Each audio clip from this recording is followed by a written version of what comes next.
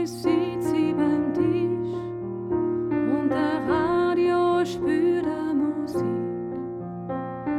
Und dann muss ich warnen.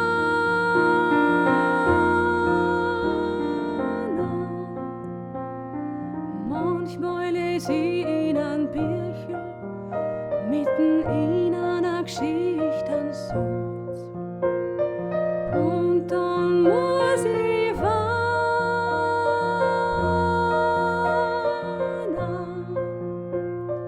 Manchmal lehne ich am Fenster und riech was ich nicht kenn. Und dann muss ich warnen.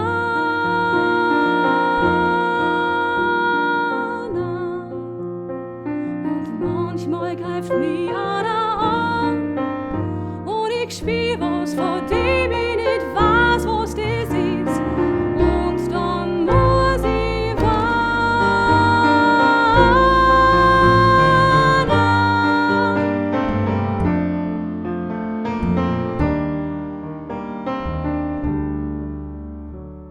und immer, wenn ich so war, dann sieh ich mich selber vor mir, als wäre dort singen auf einer rosanen Wolken schweben. Und dann greif ich nach mir und will mich erwischen, do die rosane Wolken zerrinnt und zergeht.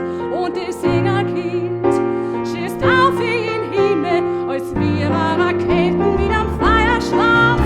Da kann ich dann voller der Wut gar nicht mehr warnen. Ich dreh's Radio und mach's Fenster zu. Und das Büchel auch.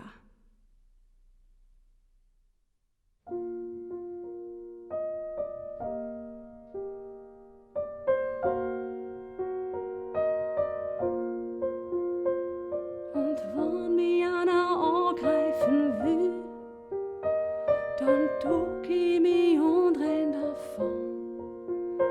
So geschwind und so schnell wie ich kann.